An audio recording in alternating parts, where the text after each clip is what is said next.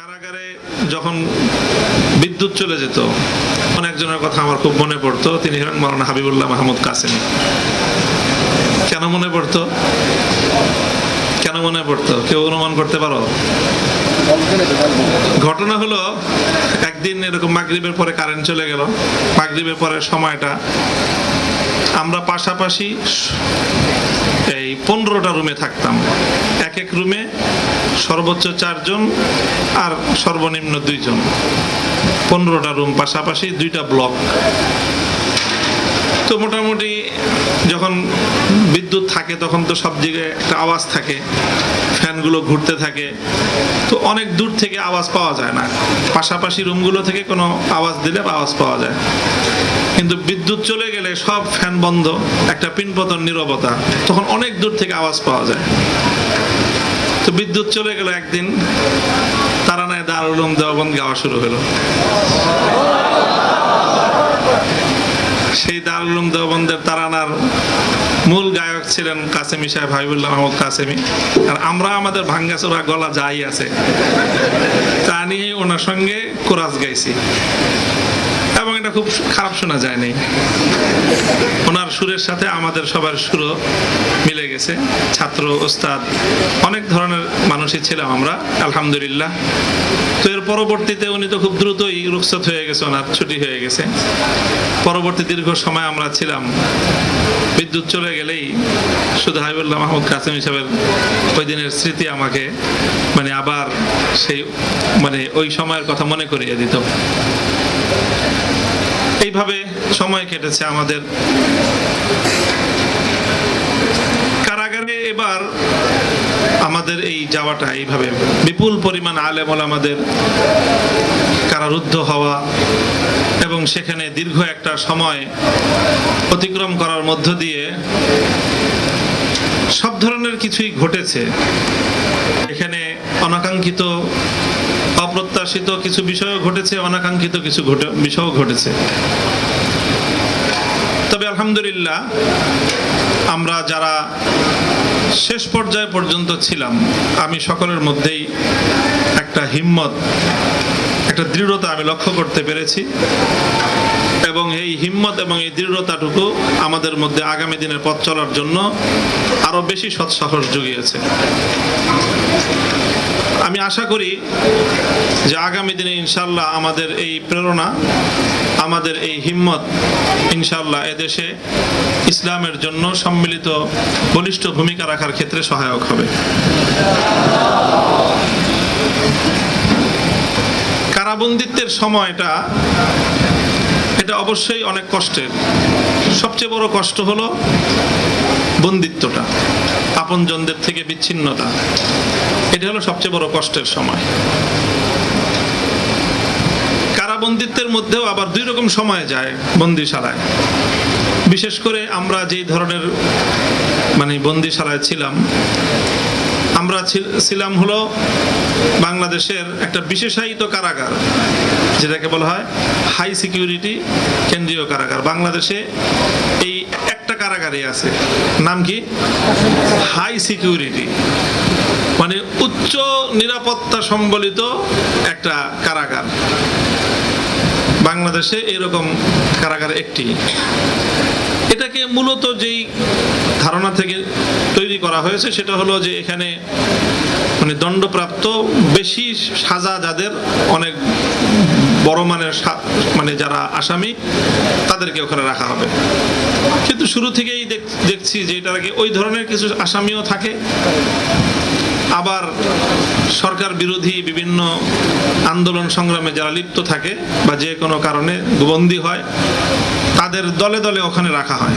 2013 সালে যখন আমরা হেফাজতের শাপলা চত্বরের ঘটনার পরে বন্দী হয়েছিলাম, আমি বন্দী হয়েছিলাম, মাওলানা সাখাওয়াত হোসেন রাজি সাহেব বন্দী হয়েছিলেন, তখনও আরো কেউ অনেকে বন্দী হয়েছিল 2013 সালেও। তখনও আমাদেরকে ওই হাই সিকিউরিটি কেন্দ্রীয় কারাগারেই রাখা হয়েছে। এবারও আমাদেরকে মূলত ওই হাই সিকিউরিটি কেন্দ্রীয় কারাগারেই রাখা হয়েছে। এই কারাগারের সিস্টেমটা হলো, এটাকে বলে সেল সিস্টেম। সেলটা হলো মানে হাসপাতালে তোমরা গেছো, হাসপাতালে দুই ধরনের ব্যবস্থা থাকে। একটা থাকে হলো হাসপাতালে ওয়ার্ড থাকে আর কেবিন থাকে। ওয়ার্ড আর কেবিন থাকে না, ওয়ার্ডে অনেক রোগী থাকে আর কেবিনে একটা কেবিনে একজন থাকে, তার লোকজন সাথে থাকে। তো কারাগারে দুই রকম ব্যবস্থা, একটা হলো ওয়ার্ড ব্যবস্থা আর একটা হলো কেবিন সিস্টেম। তো কেবিনটা হলো কারাগারে বলে সেল। তো হাই সিকিউরিটি কেন্দ্রীয় কারাগার পুরোটাই সেল। ওখানে 10টা বিল্ডিং আছে, প্রত্যেক তালায় 17টা করে রুম আছে, এক একটা বিল্ডিং 6 তলা করে, 1000-এর কিছু বেশি হয় সেল আছে ওখানে। তো আমাদেরকে যখন সবাইকে ওখানে নিয়ে যাওয়া হলো, প্রথম দিনই আমাদের যে ওখানে কারাগারের যে প্রধান দায়িত্বশীল থাকে তাকে বলে জেল সুপার। জেল সুপার একটা কথা বললেন যে হুজুর আপনাদেরকে এখানে আনা হয়েছে, আপনাদেরকে কি যেন শব্দটা ছিল করোনার সময়, আইসোলেট, আইসোলেশন করে, যে আপনাদেরকে আইসোলেট করে রাখার জন্য, মানে মানুষের থেকে একটু বিচ্ছিন্ন করে রাখার জন্য আপনাদেরকে এখানে আনছি। আমাদের সৌভাগ্য হলো আমরা একসাথে অনেক আলেম ওলামার খেদমত করার সুযোগ পাইছি। মানে আমাদের হলো জেলখানা আর ওনার হলো কি খেদমতের সুযোগ। যাই হোক, তো ওখানে আমাদেরকে মোটামুটি প্রথম দিকে একটা ফ্লোরে একসাথেই থাকার সুযোগ দিয়েছে। আরো কিছু সমস্যা প্রথম ছিল, তো আমরা এইভাবে পাশাপাশি রুমে থাকতাম, একটা রুম পরপর এক রুম, এরকম এইভাবে কোন কোন রুমে 4 জন, কোন রুমে 3 জন, কোন রুমে আমরা 2 জনও থেকেছি। আবার শেষ দিকে প্রত্যেকে একা একা এক এক রুমে থাকতাম।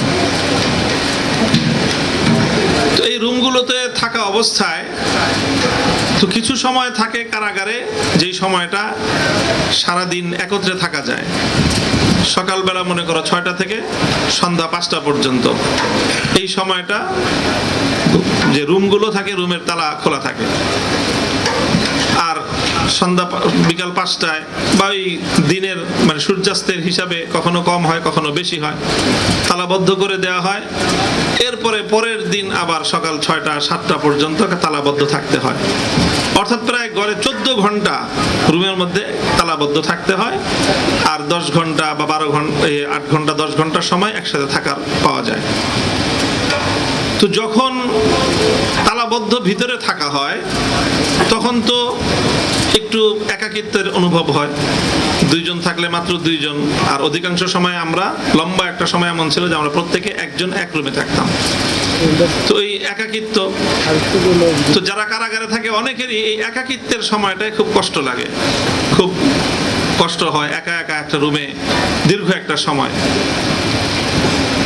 তো আমরা যেটা করেছি, আমি এবং আরো অনেকেই দেখেছি, শুরু থেকেই আমরা প্রথম থেকেই বন্দিত্বের ওই সময়টায় এই পরিমাণ আমল করার নিয়ত করেছি যাতে ওই আমলটা করতে করতে আমাদের এই সময়টা মানে খুব বেশি পরিমাণ আমল, বরং বলতে গেলে কিছুটা সামর্থ্যের চেয়ে একটু বেশি।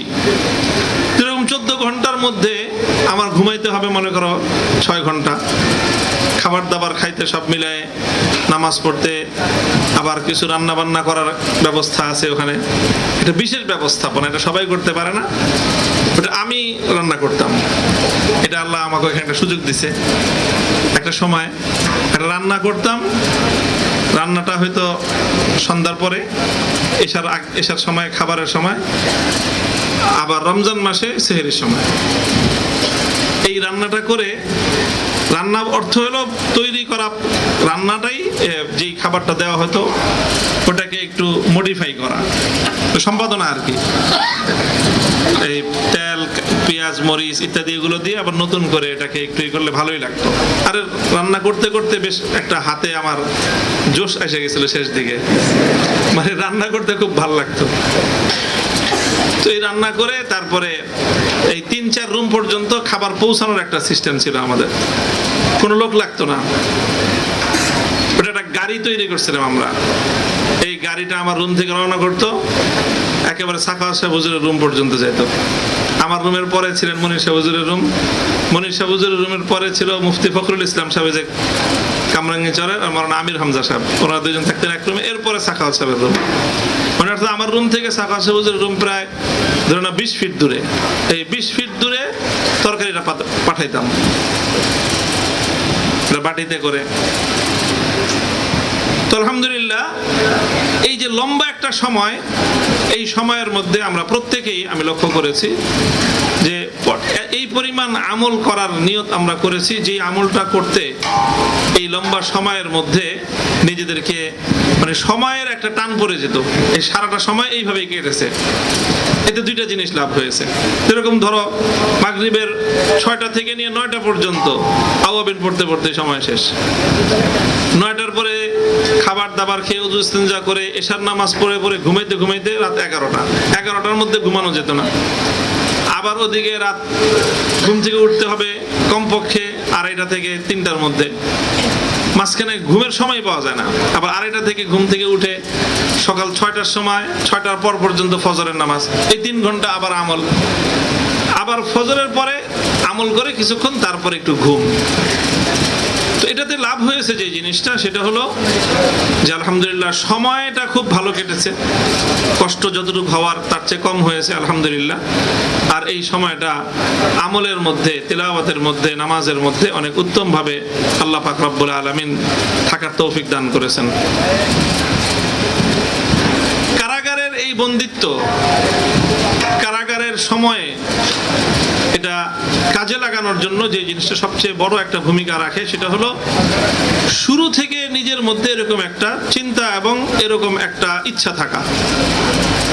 যেরকম আমাদের সাখাওয়াত হোসেন রাজি সাহেব, উনি বন্দী হওয়ার পরে যে কাজটা শুরু করেছেন, দুইটা জিনিস শুরু করেছেন উনি। একটা হলো বিভিন্ন বিষয়ে দক্ষতা এবং যোগ্যতা ওনার আছে, পাশাপাশি ইংলিশের উপর ওনার একটা দক্ষতা আছে, ওটাকে আরো কিভাবে বৃদ্ধি করা যায়। এই জন্য বন্দী হওয়ার পরেই উনি ওনার ঘরে ইংলিশ পত্রিকা রাখা শুরু করলেন। ইংলিশ পত্রিকা রাখতেন এবং প্রতিদিন নিজামুল আওকাত করে, মানে এলোমেলো ভাবে না, নিজামুল আওকাতের রাত এবং দিনে একটা উল্লেখযোগ্য সময় উনি এটার সময় দিতেন। ইংলিশ সংবাদ শুনতেন, পত্রিকাটা পড়তেন। একবার পত্রিকা পড়ে ডিকশনারি নিয়ে গেছেন, ওই ডিকশনারি দেখে কঠিন শব্দগুলোর বাংলা লিখে রাখতেন। ওটাকে আবার পরের দিন আরেকবার ওটাকে একবার মুতালা করতেন, পরে পড়তেন, তারপরে আবার তাকরার করতেন। এইভাবে পড়ে পড়ে প্রায় 2.5 বছর ওনার ইংলিশের উপর যথেষ্ট দক্ষতা এবং মেহনত হয়েছে। পরিকল্পিতভাবে পূর্ণ কোরআনে পাকের তাফসীর সহ মুতালা করার ইহতিমাম করেছেন। একাধিকবার 30 পারা শুরু থেকে আজ আউয়াল তা আখির উনি পুরো একটা তাফসীর মারিফুল কোরআন একাধিকবার উনি আজ আউয়াল তা আখির মুতালা করেছেন।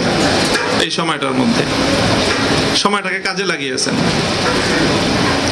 আমি যেটা করছি, আমি হলাম, আমার বিশেষ ইহতিমাম ছিল তেলাওয়াতটা বেশি হওয়ার, তো এই জন্য মুতালা একটু কম হয়েছে আমার দ্বারা, কিন্তু আমার তেলাওয়াত আলহামদুলিল্লাহ আবার বেশি করার মওকা হয়েছে।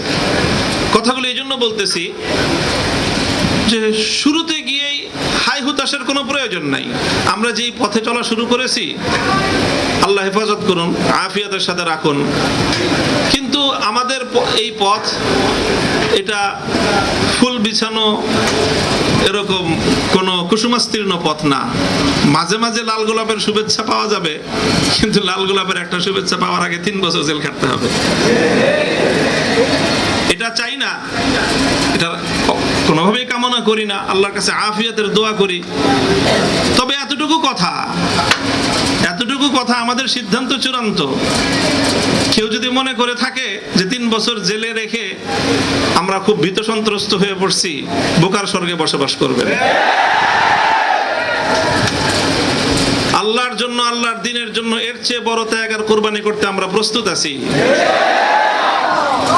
এই দেশে আমি আবার ওই কথা বলি, এই দেশে ভাড়াটিয়া হিসেবে থাকি নাই, ভাড়াটিয়া হিসেবে থাকতে পারবো না। এই দেশটা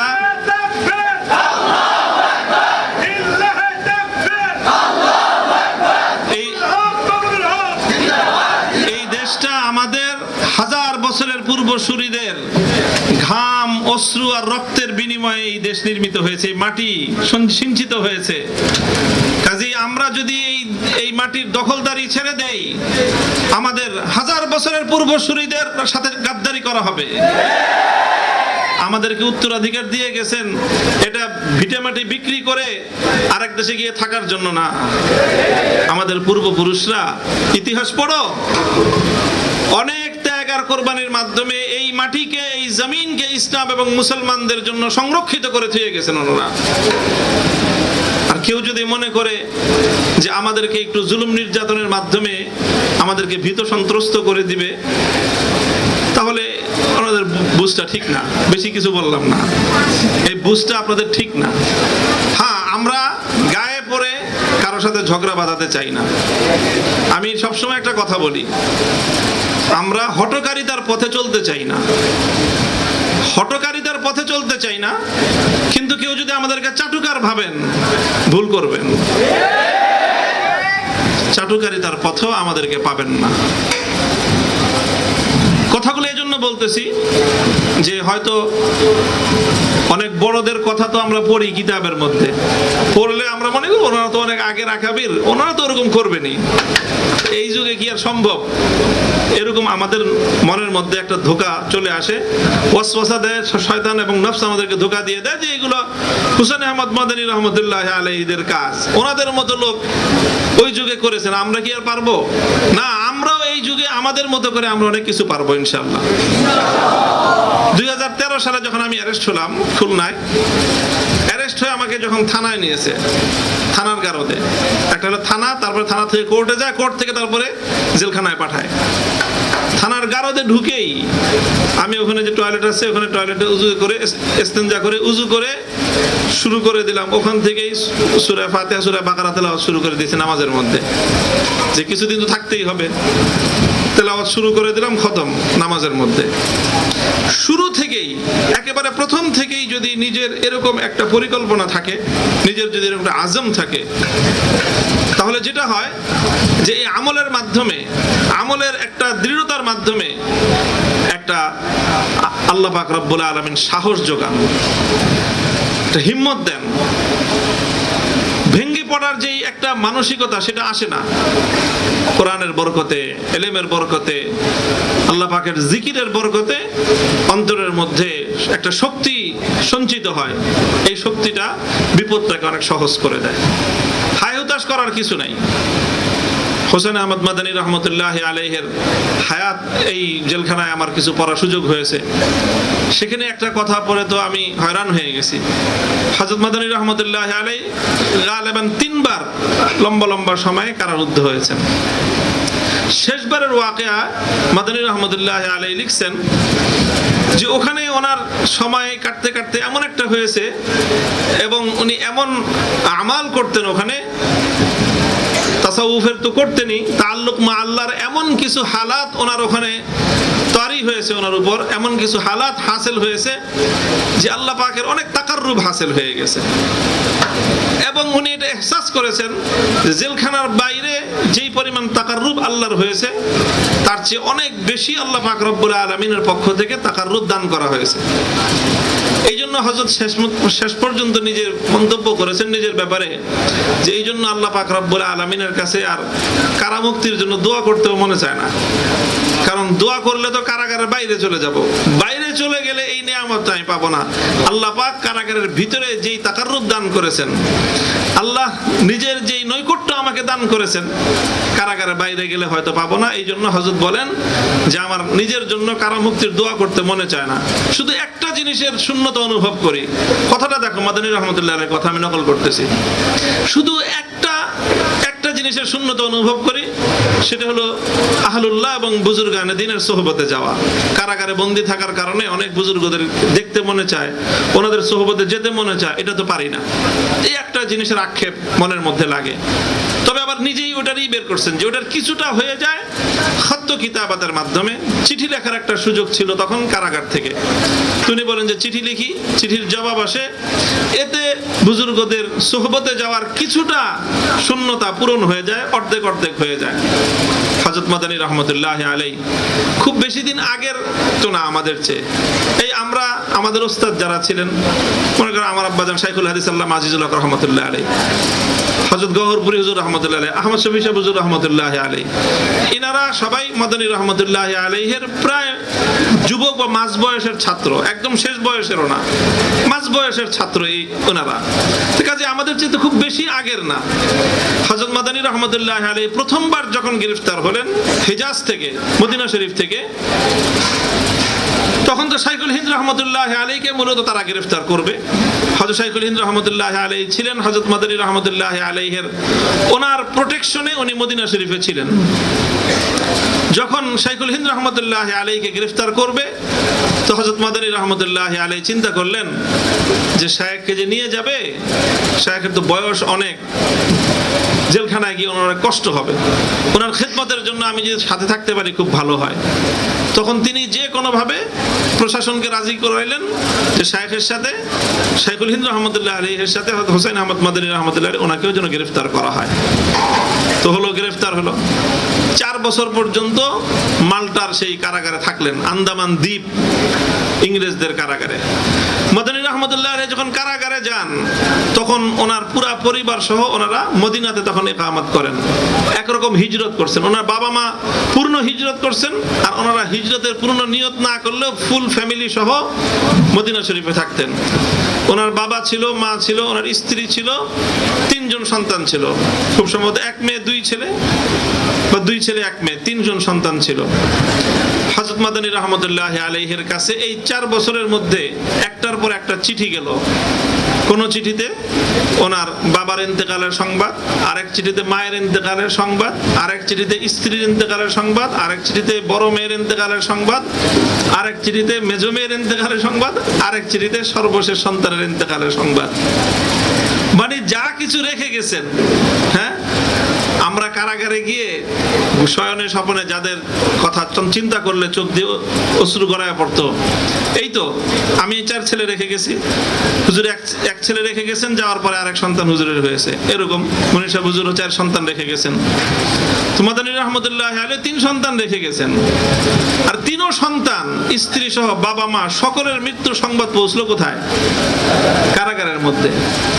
কারাগারে এমনি নিজে থাকাটা কষ্ট, আর একটা দুঃখজনক শোক সংবাদ ভিতরে পৌঁছলে সেটা যে কতটা মর্মান্তিক হয়ে দাঁড়ায়। সাখাওয়াত হোসেন রাজি সাহেবের আব্বাজান রহমতুল্লাহ আলাইহি, ওনার ইন্তেকালের সংবাদ ওনাকে কারাগারের ভিতরে শুনতে হয়েছে, এবং সেখান থেকে অনেক কষ্টে কোনো রকম জানাজায় গিয়ে শরীক হয়েছেন। আমাদের সাথে যে কাজগুলো করা হয়েছে সেগুলো এতটা অমানবিকতা না করলেও হতো আমাদের সাথে। জানাজায় যে যেতে যেতে ওনার জোহরের সময় জানাজা হওয়ার কথা, সেই জানাজা পৌঁছতে পৌঁছতে রাত 11টা বাজছে ওনার। অযথাই বিলম্ব করাইছে, যে একটু কষ্ট বেশি হলে মনে হয় যে আমাদের একটু কষ্ট বেশি হলে তাদের একটু ভালো লাগে মনে হয়, এরকম একটা পরিস্থিতি আমাদের সঙ্গে আচরণ করা হয়েছে। সব লোকজন মোবাইল ফ্যাসিলিটি পায়, ইল্লা হেফাজতে ইসলাম।